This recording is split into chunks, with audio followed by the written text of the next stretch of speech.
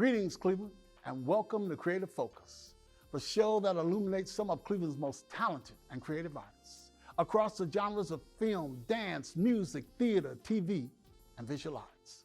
I'm your host, Cornell Calhoun III, and I am honored, truly honored, to have on Creative Focus today a true icon, the first Black primetime news anchor in the state of Ohio, the Hall of Famer, Cleveland's own Leon Bibb. Leon, welcome to Creative Focus, man. Let's chop it up. Good to be with you, Cal. It's good to be here at TV 20 with you. I feel like Denzel Washington in the presence of Sidney Poitier. Oh, well, you honor me. You really do. No, It's good to be with you. You honor me, sir. So you were born in Butler, Alabama. Yeah. And I mention that because I attended college in Talladega, Alabama, and we had a couple students from Butler. When did you move from Butler to Cleveland? I do not remember moving because I was only 1 year old. Okay. I was literally 13 months old 13 months when we old. moved to Cleveland. Okay.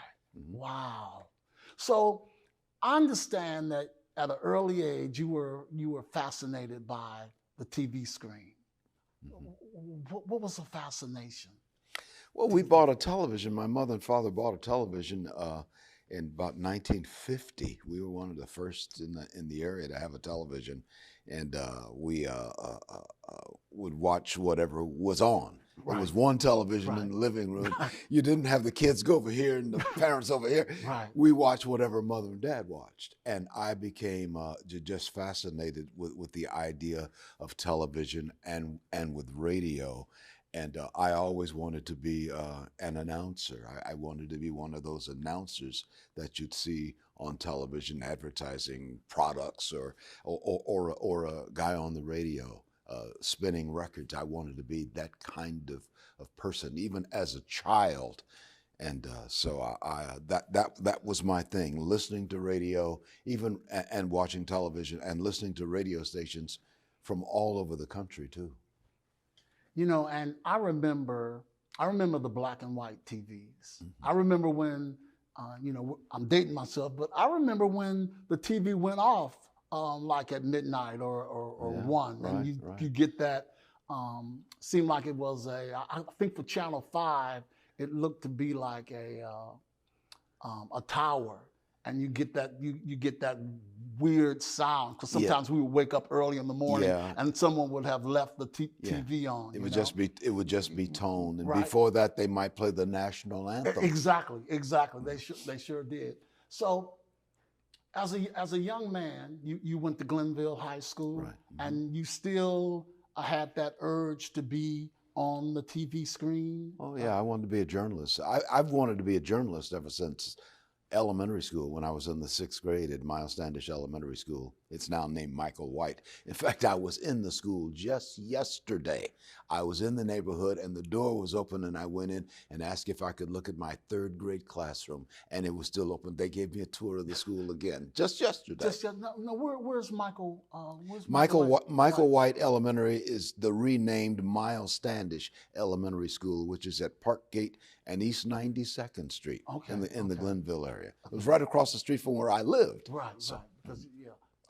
Off Parkgate, off 105. Off 105 runs between 105 and East Boulevard, right into the Cultural Gardens. How do you feel news has changed from the way when you first came on, and how it's delivered now? Cal, it comes at you fast now. It's 24 hours. You don't have to wait until 6 o'clock to see the evening news in Cleveland, or 6:30 to see the network news. It's 24/7 now with MSNBC, with Fox, with CNN, and other national networks. So it's changed. So it's continually being updated all day long. So that's one of the big things, and that puts a lot more pressure on those of us who are working journalists, because we have to stay up on whatever the story that we're following. What was your favorite part about being a news anchor? I enjoyed reporting, which I'm still doing, albeit part-time at Channel 3 now, WKYC. I enjoyed talking to people and doing exactly what you're doing right here. I enjoyed that and enjoyed going out on assignments wherever the assignments took me. People would ask me, what are you going to be doing when you go to work tomorrow? And I would always say, I don't know. The event probably has not taken place yet. You go to work and the day unfolds, whatever is going on. I have a special clip that I want to show our audience from 1983, the Greyhound strike. Yeah. I was on strike and you interviewed me. Let's take a look at this clip from 1983. Mr. Leon Bibb interviewing moi. No picket line of striking Greyhound Union workers, no kind of activity like that. The strike is over and agreement has been reached. Local Vice President Peter Stone was told by union leadership in Arizona that the vote to accept Greyhound's latest offer was passed by a 3-to-1 margin. Stone said the strike came down to a bout between the union and Greyhound chairman John Teets. He set out to bust this union, and he made it more solid than it ever was. The agreement means the 12,000 bus drivers and terminal employees will take a 7.8% pay cut and cuts in fringe benefits. Stone and other union leaders then went to the picket line to spread the news. We're going back to work. Boo! Most voted for it, but most said it was the only game in town, the only way to go. I naturally would like to go to work, but these conditions are no good. We can recoup. But still the idea, we have to realize what kind of a company we got to go back to work for. 7,000 people voted for it, so I have to go back to work and do the best I can. Do you remember anything about that strike? I remember the story, Cornell. I do. I remember the story because we were on it for several days, I guess. And I remember being there, and I think I remember interviewing you. Now, this has been thousands of years. Weeks ago, in 1983, because I was doing stories every day, all day long. But I do remember the story, and when I look at that video, there are memories of it which bubble back up. When you were,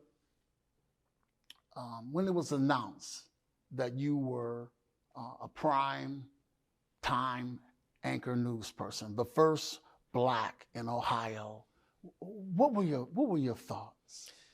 Well, that was in Columbus. That was before I came back to my hometown in Cleveland. I was the first in Ohio, down in Columbus. And then when I came to Cleveland, some years later, I got promoted back up from to prime time once I changed stations and changed cities.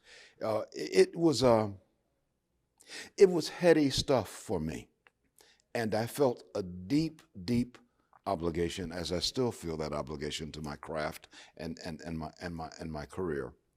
I felt a deep obligation because being the first, I felt like Jackie Robinson playing baseball.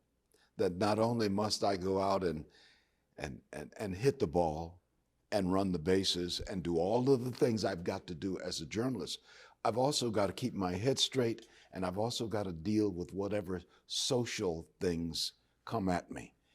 Fortunately, a lot of positives came at me, and a lot of people would call me and ask me, would you come speak at our church? Would you come speak at our synagogue? Would you come speak at our school? Would you come do this? Because you represent so much. And I would, 95% of the time, I would say yes. If I could fit it in my schedule, I would go. I felt an obligation to do that. And older people would call me, and they would really call me son. They would say, you're like my son, and we are so proud to see you in that center seat on the television newscast. And so I felt a deep obligation to be the very best that I could be, because I felt I was carrying the weight of a people on my shoulder, which was like Jackie Robinson was. Exactly. And I was honored to do that. But I also knew that I had to hit the ball and run the bases. Jackie had to do a lot of things to stay in baseball, but among the things he had to do was hit the ball, run the bases, and play first base, second base, wherever he was assigned to play. How were you accepted? Very well, very well. I never had any large scale problems. There's always somebody who's going to write something negative. Sure. But for the most part, very well accepted. What do you feel is the most important aspect of being a primetime news anchor, in your opinion? Truthfulness. People call me all the time and they say, I can't tell your politics. You don't raise an eyebrow on your politics. I can't tell if you're in favor of this person or in favor of that person. And I say, well, my personal preferences have nothing at all to do with what I do as a journalist. I'm working for truth as we see it, the best available piece of truth that we can find at that particular hour. I'm working to be in the middle and just report on what happened. I read something that you said that really stuck with me. And it basically was that TV provides an emotional warmth for its viewers. Elaborate a little bit more on that for me. It does. I mean, aside from the newscasts, I mean, there's comedy, there's drama, there's sports, there's information, there's news. Many people have contacted me, and they would tell me, you're like a friend in my home. When I was doing the news every day, you come into my home every day at 6 o'clock or at 11 o'clock in the evening, and I take that personally, that I am a guest in your home, and I want to carry myself as a guest in your home. But people look at it as a friend, and you'd be surprised, Cal, that over the years, we who are anchoring the news or reporting the news, we may give out little tidbits about our own personal life. My wife has had a child, or we've had a new birth in our family, whatever. People will notice that. And when they meet you, they will say, yeah, I heard you just had a second daughter. This was years ago when that was happening. Right. All kinds of stories like that. And they see you as part of the family. And I've had people tell me that you have become part of my family because I turn on the television and there you are. Steve Harvey, who does the National Family Feud show and does a bunch of other shows, he even had a talk show.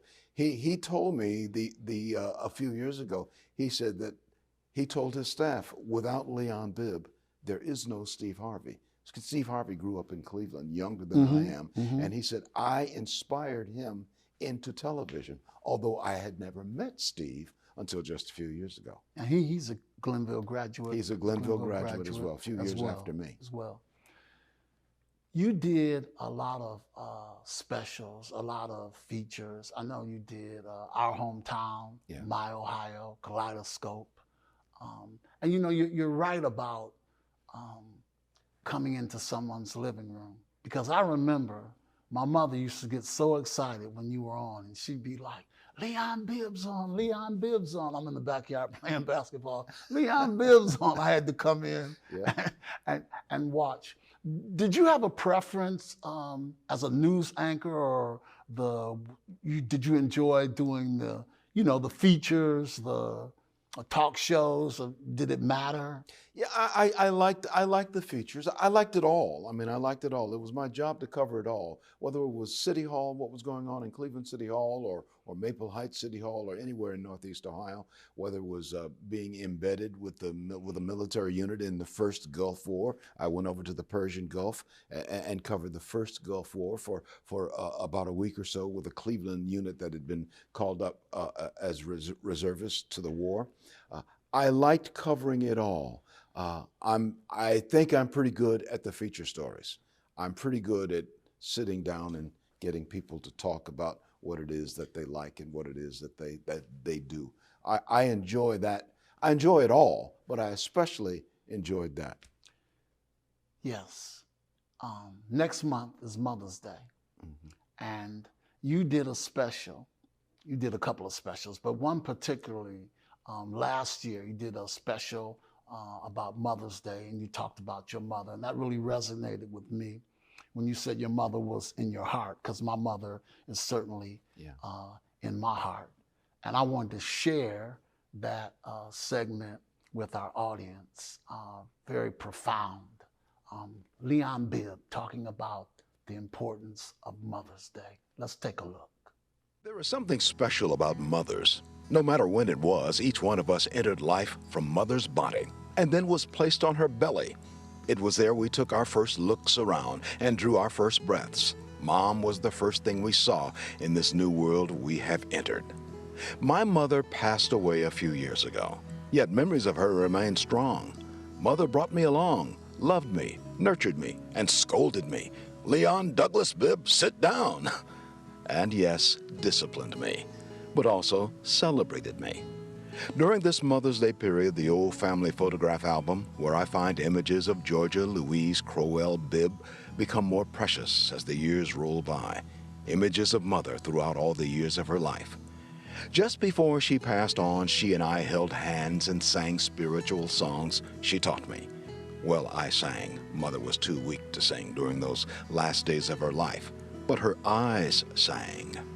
I know not everyone may have as tender a memory of a mother as I have, but I'll bet there was a woman in your life who probably played a key role.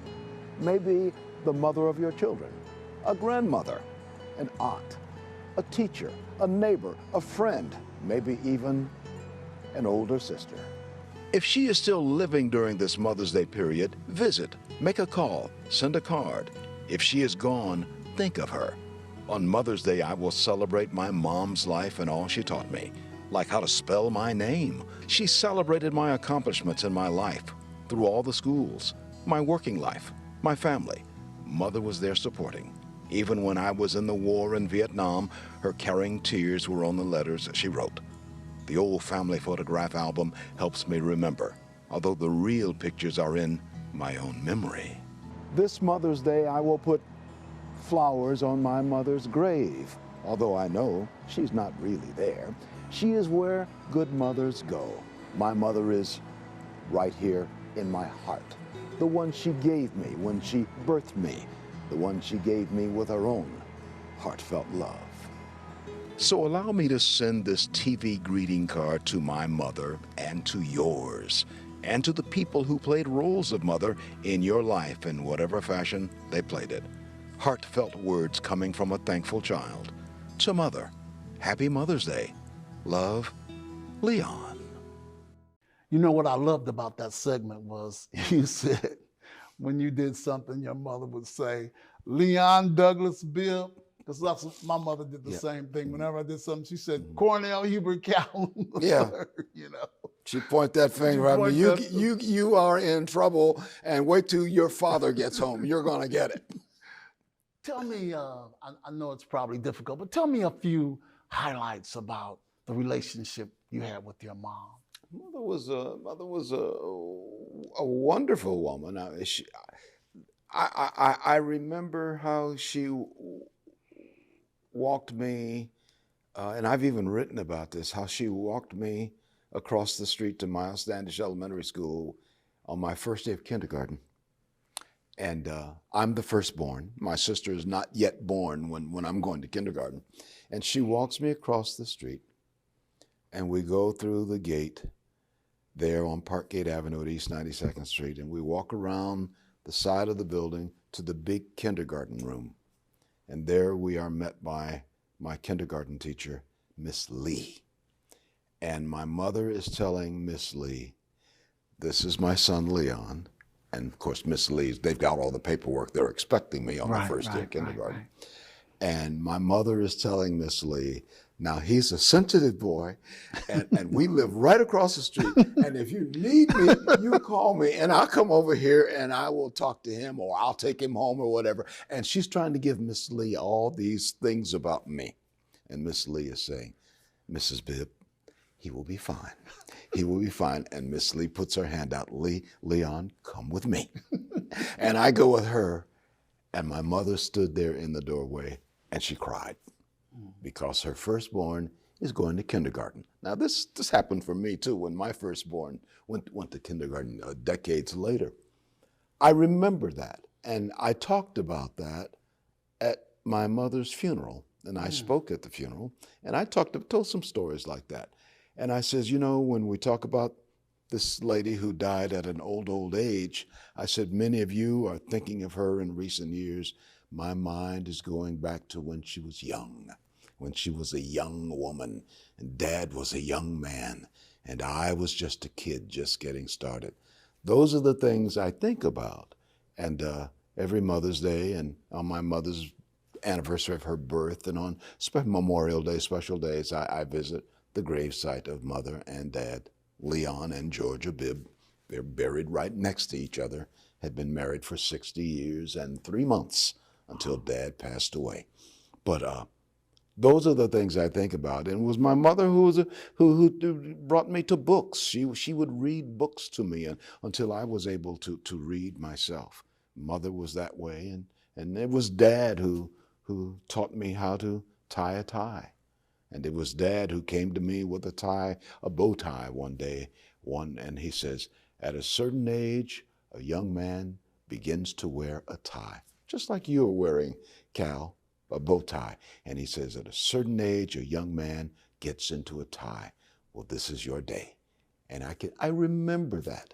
And, you know, they both reside right in my heart. They're both gone now, but they both reside right in my heart. That was a phenomenal piece, and it took me back to my mother, Idella Calhoun. Yeah. You've covered so many stories. One-on-one with Obama, the Persian Gulf story.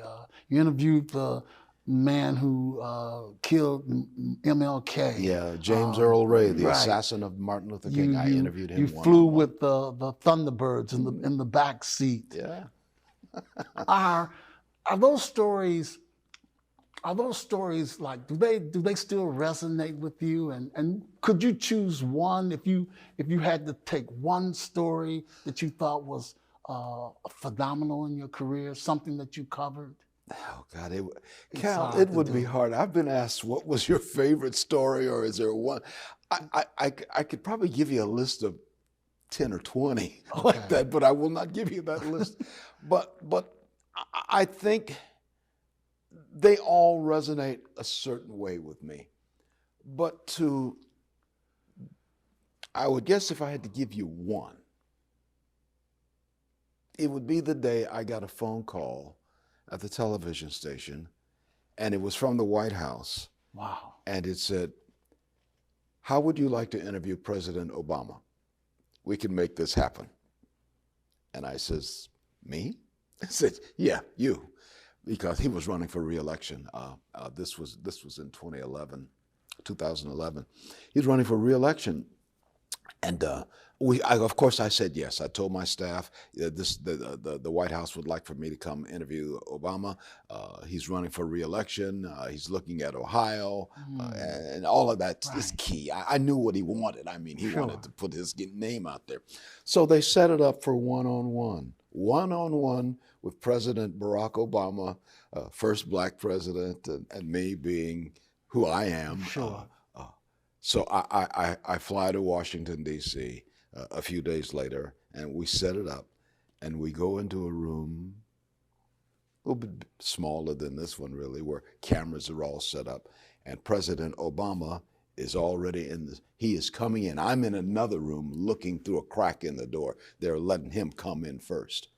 And when he sits down, a woman comes up with a makeup bag, and she does him television makeup right on President Obama. And I said, well, I didn't know he was going to be in makeup. I said, let me go into my bag.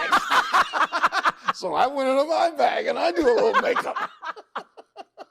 So I go into the room, and he is seated down. It's all already lit. He's got an American flag over his shoulder. They've got a light on the American flag, and our cameras are set up for all of this.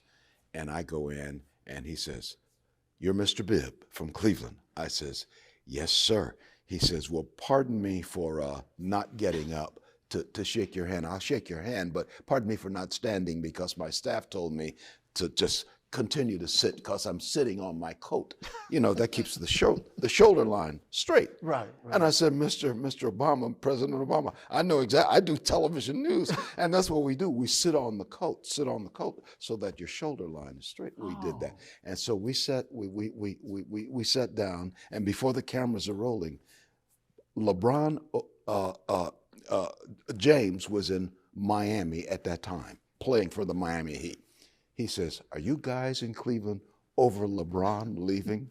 I said, "Mr. President, we're struggling. We're struggling with that." He says, "Well, I think he'll be okay. Maybe he'll come back, but I tell you, the Heat's going to win it. They're going to win it all." So we joked about that, laughed about that, and then sat down, and then we did a 15-minute interview about what was going on in the nation's economy and all of that, the political stuff that I was there to interview him about. And it all went very well. And at the end, we shook hands. I've got a photograph of us shaking hands. I was going to ask you if you had a photograph. I have a photograph of that, of us shaking hands. And then he says, "Well, I got to go." He says, I got a lot of things I got to do. I said, "Well, I would imagine, Mr. President." And we had a great time. But I would say that one because it comes back to my mother, believe it or not, which we were just talking about. My mother was under hospice care at that particular time. And when I got the phone call, my mother's death was expected over the next, who knows how many days, 2 weeks maybe. She was in a nursing home. And I told my sister about it. And I says, "I got this chance to interview the president, but Mom is close to death." She says, "Leon," my sister tells me, "Leon, you got to go. Mother would want you to go. You can't just wait here and not go to the president." So I went and spent a couple of days in Washington, got back. Mother was still here. She was still hanging on. And I whispered in her ear, I said, "Mother, I went to see the president. I interviewed President Obama today." And she says, she just smiled and shook her head like that. And that was on a Thursday. On Saturday, Mother was gone. Wow, that's incredible stuff. But she knew that her son, the one she took to kindergarten all those decades before, just spent time with President Obama. I'd love to see that. I'd love to see that picture. Yeah, and there's video of us on, it's on YouTube, of my interview with President Obama. And for the first 10 seconds, I looked at him in awe because being black man, Sure. I looked at him in awe and smiled, and he kind of looked at me in awe, and we didn't say anything for 10 seconds. We just looked at each other. And I would like to think there was a mutual respect I'm sure going on right there. I'm sure it was, yeah. And it was wonderful. It was a wonderful time. You've had to cover some difficult stories, challenging assignments, and of course, in 2020, we had to deal with the pandemic, and you did a special on the pandemic, and I want to show a short clip, and then we'll talk about it. Here's a feature about the pandemic and what we were going through as a city, as a nation. Leon Bibb, icon. As I go about my job working inside the house, right there, I look outside, here, and I see the little things. But it is the little things which are really the big things. Spring officially started a few days ago. In Northeast Ohio, we celebrate because spring signals renewal, rebirth. We all need a renewal, something to hold on to. This COVID-19 crisis has rocked our world. We now keep physical distance from each other. Still, I get outside for walks. The walks help my mind and body. Even people I don't know, I give a wave to. We're both aware of the nervousness which peppers all of us. But all around us are small things which are seasonal signals of change. Perhaps we have taken them for granted, but now they stand out. At least to me, they do. Little blessings of spring are really big blessings. I keep that in mind in our battle for life as we hope it to be again. The medical people, scientists, government people, public health officials, and workers who keep open necessary lines of supplies are part of our lines of battle. On my streets, there are American flags every few steps as reminder we're all troops in a world war against an unseen enemy. Yes, we are physically separated from each other on this battlefront, yet we must be united as soldiers of a kind in helping chart the course to victory. In the meantime, some of us continue to work from home. Others are not working at all. But spring is working, and I count on that. Spring's rebirth reminds me of the eternal hope for the future. Spring's signs are all here. They may be slow in coming, but they are coming. For 3 News, I'm Leon Bibb.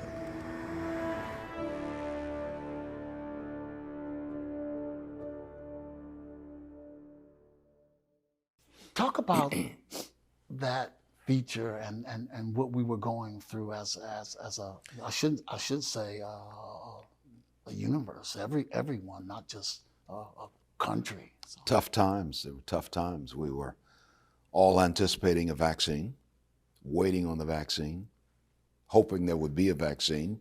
I was pretty certain that there would be, because I talked to a lot of medical people, and they said, oh, they're working on this all the time. Even before the pandemic, the groundwork for these kinds of vaccines is already in the process of being laid. So he said, it's just a matter of time, and we'll get there. And so I just wanted us to, as Americans, and really as people all over the earth, just to hold on, just to hold on. I did a piece equating the search for the vaccine and COVID with the movie The Wizard of Oz. Mm-hmm. And that's on YouTube too, I think. I'm pretty certain you put in my name and Wizard of Oz, it'll pop up. But Dorothy, who is in the tornado, ends up in the land of Oz. And she's trying to get to Emerald City for whatever reason. I forget exactly what it was, but along the way, she meets a scarecrow, she meets a Tin Man, and she meets a lion. They are all wanting something for themselves, just as we are wanting a heart to find the vaccine and to defeat COVID.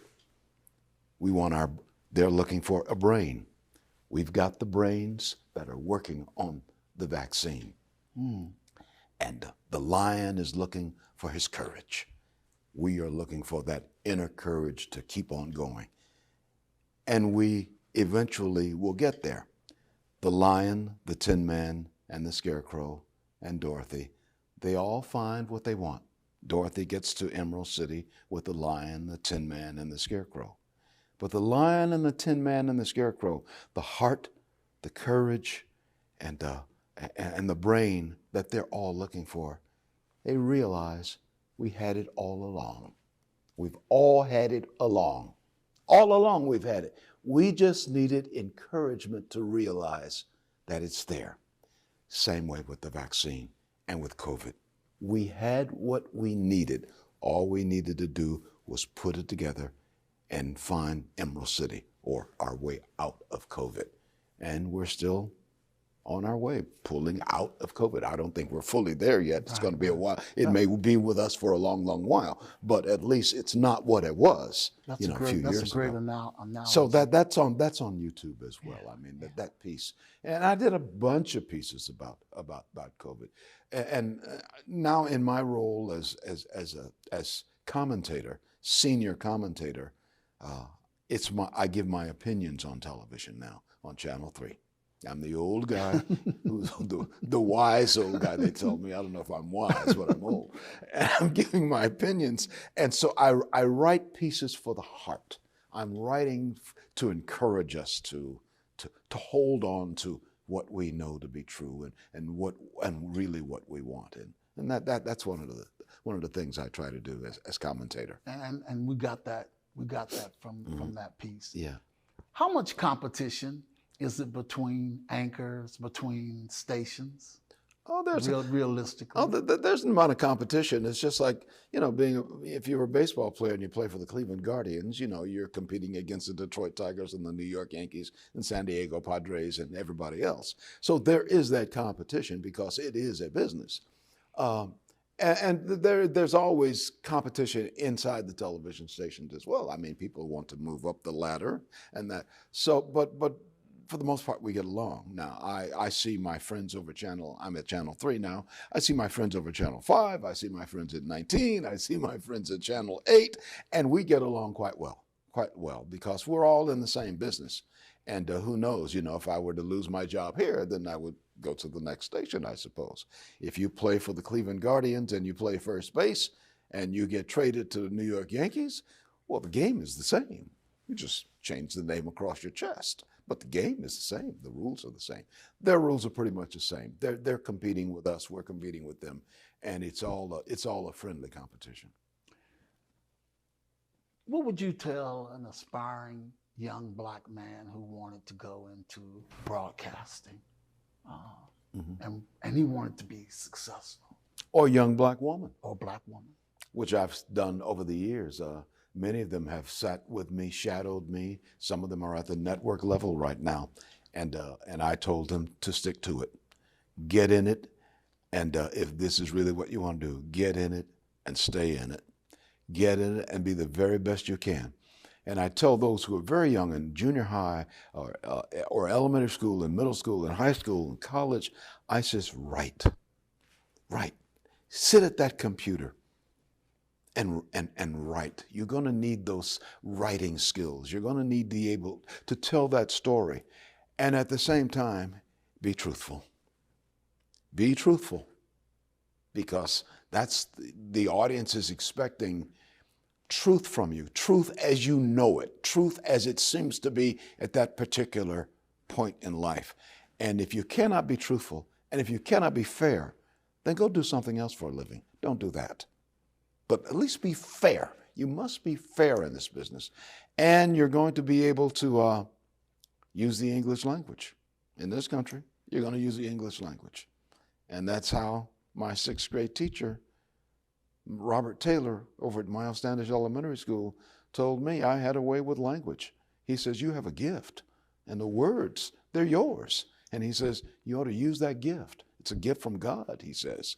And if I were you, I would think about a career in journalism, because you're going to need those words. You're going to be able to describe something or to tell somebody's feeling or to report on your own feelings. So all the things that you and I have been talking about, a lot of times I'm writing from the heart. When I do the piece on a commentary on my mother, on Mother's Day, I'm talking about my mother, but I'm also talking about your mother too. You can plug into what I'm saying about mothers in general, and then I'll be specific about my particular mother, but mothers in general. I'm writing for the heart. Has it always been like that for you? Oh, I think so. I think I've gotten to be a better writer over the years. I would hope I've gotten to be a better writer. I tell young people all the time, I cannot teach you to write. I may be able to teach you to write better, but I cannot teach you to write. That's comes from you. That's inside. And you got to let that out. The great Studs Terkel, who was a novelist, an American novelist decades ago, he said, it's easy to write. He says, you just cut your wrists and you bleed onto the keyboard. Well, he's not really talking about that, of course, but he's saying, let it out. Let what you feel, let it out, which is what I'm doing right now. I'm letting it out. I'm telling you what I'm feeling inside about this wonderful profession of journalism. Last year, they named a street after you. 105th and Parkgate. Yeah, Parkgate Avenue.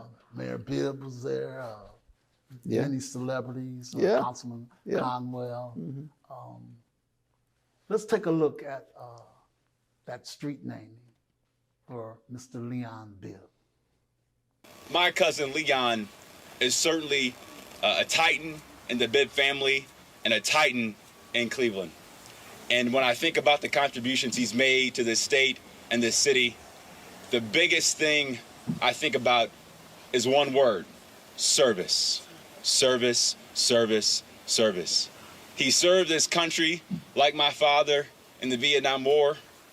He was the first black anchorman in the state of Ohio, and he has always made sure that our family lived up to this legacy of service. And so I couldn't ask for a better occasion to be the mayor of Cleveland to help commemorate this special day, Leon Bibb Way, right on Parkgate, where our story started. So today, congratulations, Leon. Well done. We appreciate your service so much.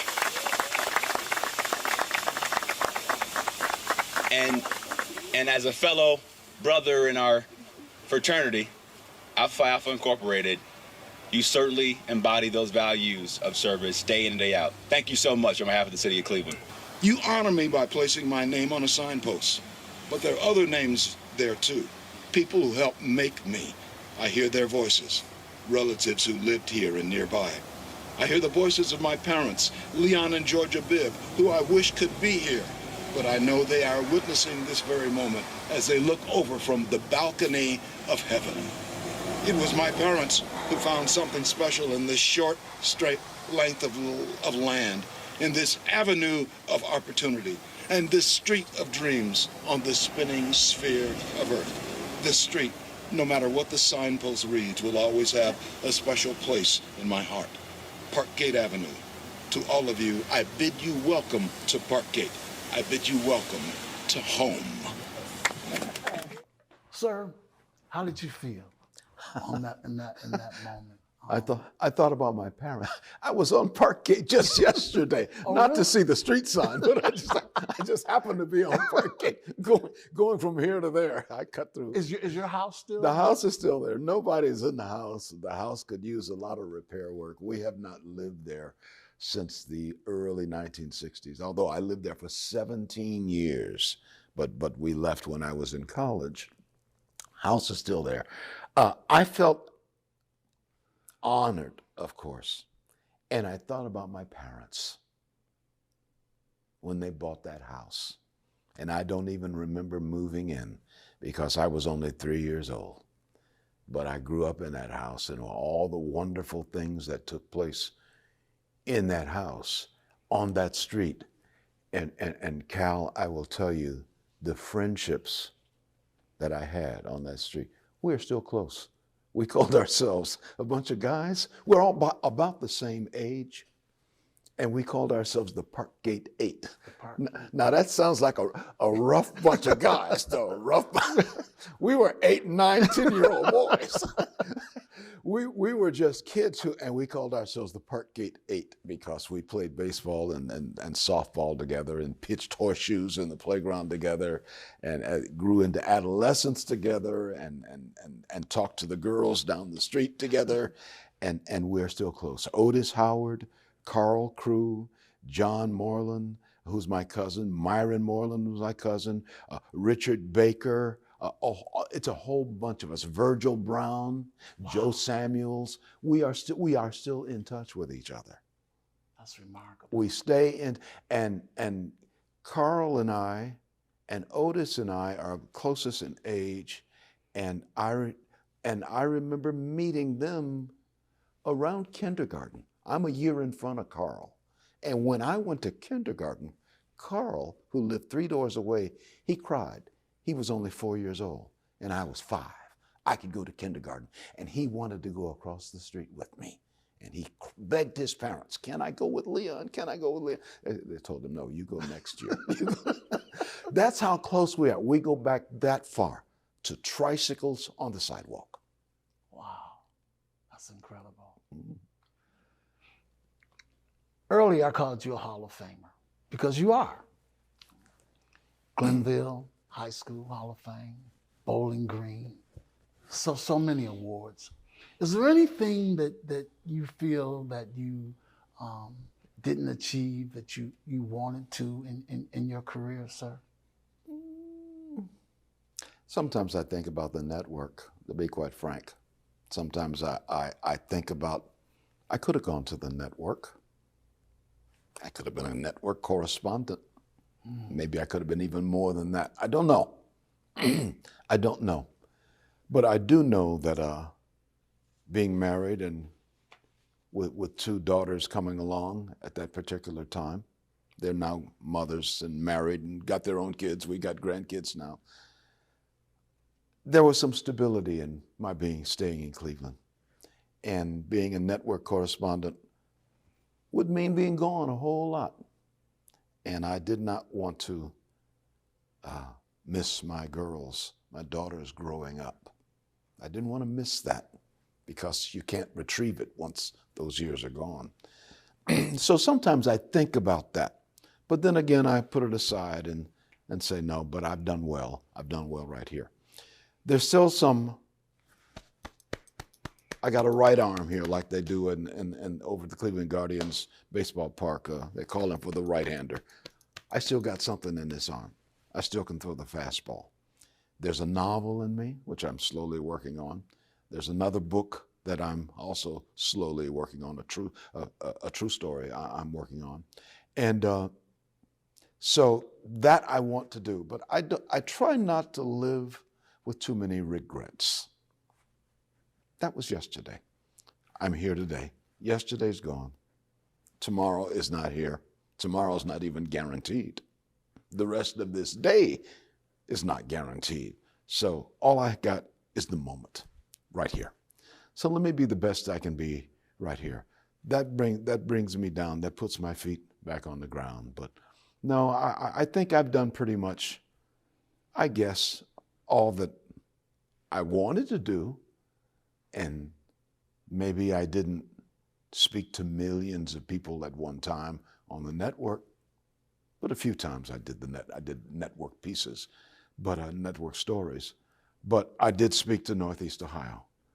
And if I'm just speaking to 1 million people or 20 million people or 100 million people, or if I'm speaking to one person, I'm going to bring my level best to wherever I am, doing whatever it is I do.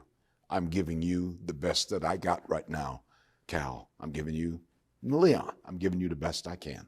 And if I were talking to 100 million people, I wouldn't say anything any differently. Well spoken. Thank you so much for being on the show. I am so humbled to have you here, to be in the presence of a man who I had to stop playing basketball for because my mother said, get in here and watch Leon Bibb. Thank you so much, sir. Thank you so much. Good to be with you. It's been good to be with you. I've enjoyed it too. I'd like to thank my special guest, Cleveland's own Leon Bibb, for hanging out with us today on Creative Focus. So that's it, Cleveland. We're out. But remember, a true artist is not only inspired, but inspires others. I'm Cornell Calhoun III for TV 20 and Creative Focus. Until the next time becomes our time, be well, be safe.